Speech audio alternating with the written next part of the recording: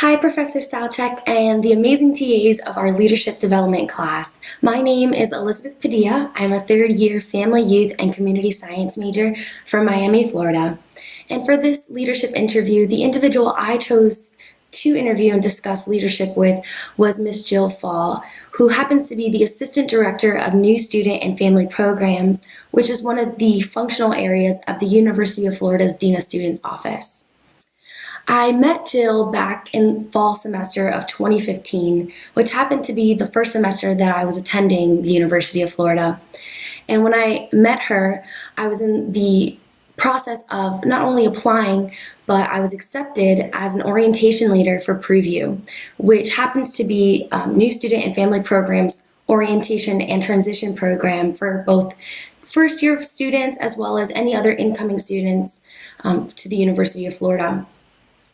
At the time when I met her and we began our relationship, I was a freshman student who was really lost in terms of trying to figure out who I was and what I was passionate about, and I lacked guidance and really needed that assistance.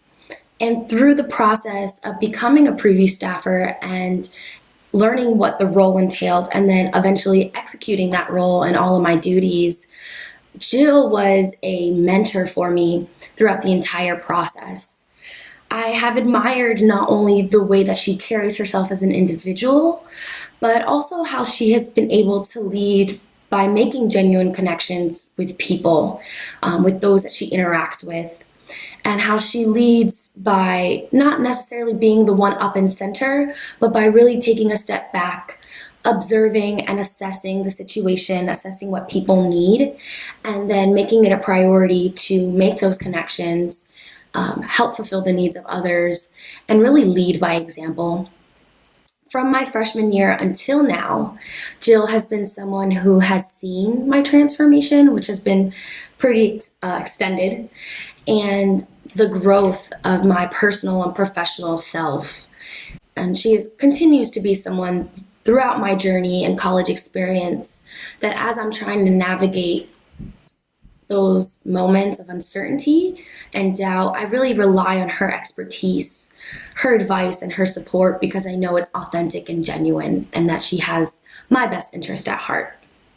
My main strategy for this interview was to go beyond asking Jill some of the traits and behaviors that she associated with being a leader, but to really understand how her leadership style has changed throughout the years, how her professional role involves leadership, and how she defines what success means to her as a leader. Learning more about Jill's earlier leadership roles has really given me insight into how and why Jill leads the way she does, and how she has learned to embrace some of her natural leadership skills.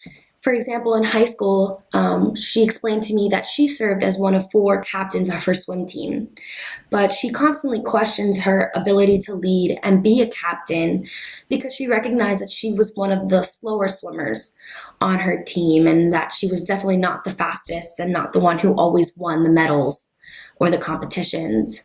However, one moment that has stuck with her is when her coach pulled her aside and emphasized that she was the glue of the team and that's why she was a captain. Because winning wasn't necessarily her priority, it was making sure that the team's morale was high and that people felt valued and that they believed that they could do it. And when she realized this, she really embraced her capacity to make connections and her ability to motivate people. And she has focused on this aspect of leadership and has continued to embed it in her professional roles today. Currently, the Dean of Students office and her department, specifically NSFP, have been experiencing many transitions in terms of employees that are working there and the change of roles and positions. And this has all happened fairly quickly within the past few months. And throughout this difficult process, Jill has continued to take on that morale role, making sure that team members are supporting one another and really protecting those relationships with coworkers as they are trying to embrace all this quick incoming change. because she knows that protecting those relationships and making sure that people feel supported and validated and heard is what's really going to help their team embrace and conquer these changes and figure out a new dynamic at work. I've always viewed Jill as someone who seems very put together, who has very few flaws, if any, and who seems like the perfect leader. Throughout the interview, Jill emphasized that we are people first, before we are professionals, before we are leaders, or before we are students. That message during the interview reminded me that Jill is an individual who's still growing and recognizes that she needs to challenge herself to embrace difficult changes. She admitted that although she's taking on more responsibility in her professional role as transitions are happening within her department, she still needs to not be proud and ask for help. A leader is someone who is humble and relationship focused. She explained that a leader is no better than their followers, and that it's important, again, to make sure that we realize that we are people first, and it's about the people that we are trying to lead. She noted that communication is extremely important in every role because you cannot create change without communicating what the problem is or what you need from a leader.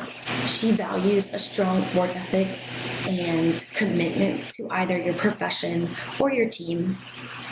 And she realizes this because when you have someone who has such a strong work ethic and is committed to whatever project or task is at hand, it makes investing in that individual so much easier and the buyout worth so much more. Most importantly, Jill touched upon being vulnerable and authentic as a leader.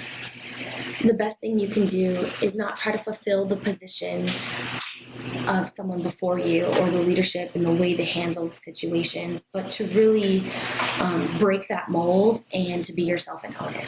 After our interview, my respect and admiration for Jill grew even more. When asked how she defined success as a leader, she described that success was not settling and staying comfortable, but about finding ways to improve and be better. As someone who values relationships, she explains that she knows she's succeeded as a leader when she recognizes the small wins of students she's worked with in the past. One moment of success for her was being able to see me share my story with mental health at our 2017 preview retreat, where I came back as a facilitator and was helping prepare the newest selected preview staffers for their journey. Being able to speak about my mental health issues and those difficulties was a moment of success for Jill because it was something that I was learning to be comfortable with, and it was a very vulnerable side that I had to share with everyone. And she guided and prompted me to do it. And being able to see me stand up on that stage and share this intimate story with people I did not know, for her was knowing that she was successful and that she had done her job as a leader and as a mentor and as a person who cared about me. Overall, the entire leadership interview was such an eye-opening experience, and Jill shared with me so much insightful information and valuable lessons that I'll take with me. But one piece of information that she had actually learned from her mentor that she shared with me and has stuck with me was this idea that as leaders, you can only control the controllables. You may not be able to handle how others are going to behave in a certain situation or how they're going to react to change or react to a problem. But as a leader, you have the ability and the power to choose how you want to handle a problem. You choose what you want to gain from a certain experience. And you also get to choose where you want to invest your time and energy. It's important to be confident and thoughtful with your decisions, and to remember that leadership involves balancing a very fine line between being selfish and being selfless. And you do that in order to not only become a better person and individual, but you're also doing that to help really transform those around you as well.